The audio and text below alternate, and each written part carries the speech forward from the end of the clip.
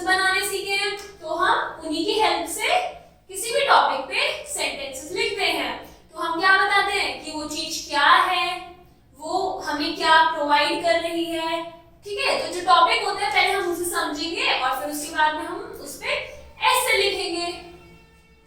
The topic is, the first topic is the cow. Cow क्या होता है?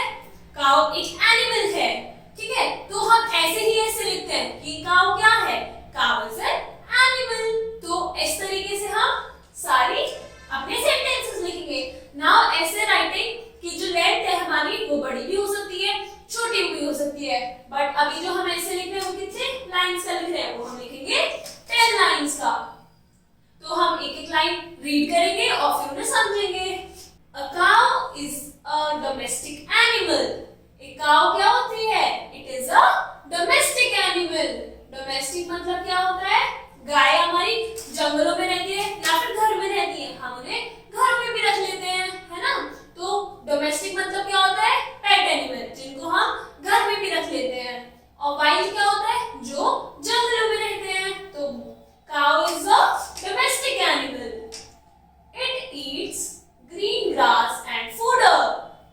अब जो काऊ होती है वो क्या खाती है? वो घास खाती है, ग्रीन घास खाती है। It has 4 legs and a tail। हम देख सकते हैं जो काऊ है उसके 4 legs हैं और एक tail है।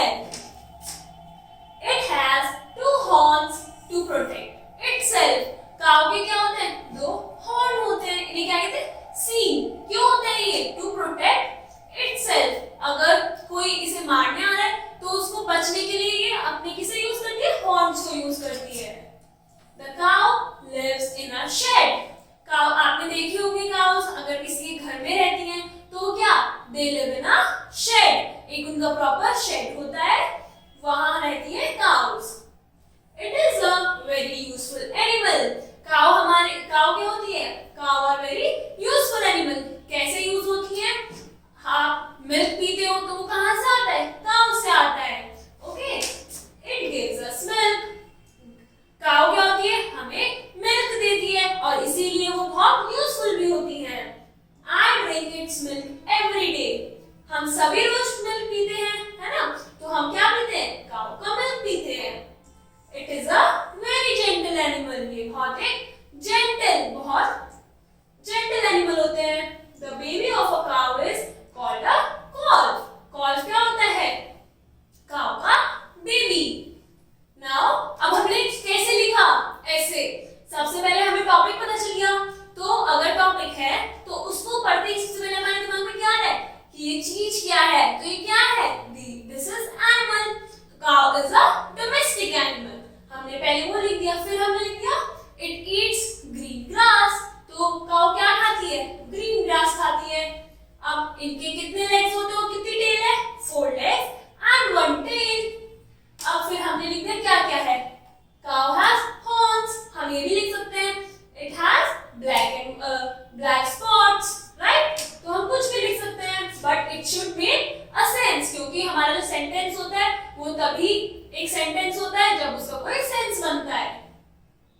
The cow lives in a shed। It is a very useful animal। क्यों है cow useful animal? क्योंकि वो हमें मिल्क देती है।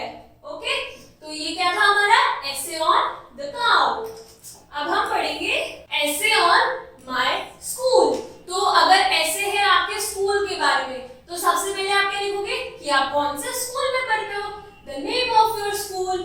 ओके, फिर उसको अलग अलग पार्ट्स में हम स्कूल को डिवाइड करेंगे। For example, the name of my school is Karan public school. सबसे पहली लाइन में हमने बताया कि हम कौन से स्कूल में पढ़ते हैं। Then it has a big building divided into 2 wings.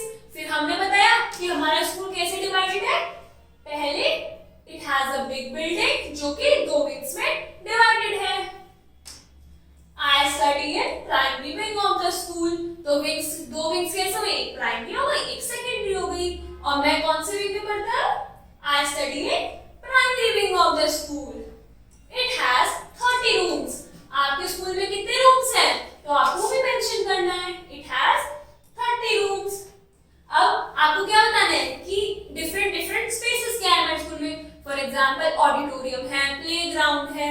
Okay, तो ये सब आपको यहाँ पे स्पेसिफाई करना है। It has a big auditorium for school activities. आपकी स्कूल एक्टिविटी होती है तो एक अलग जगह होती है। आप पढ़ते हो कहाँ पढ़ते हो? क्लासरूम में पढ़ते हो।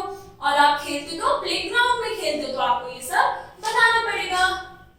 It also has a well equipped library। इसके पास है it also has a well equipped library। There is a big playground in front of the school। और स्कूल के सामने क्या है? एक बहुत बड़ा प्लेग्राउंड है। My school is neat and clean। मेरा जो स्कूल है वो साफ सुथरा रहता है।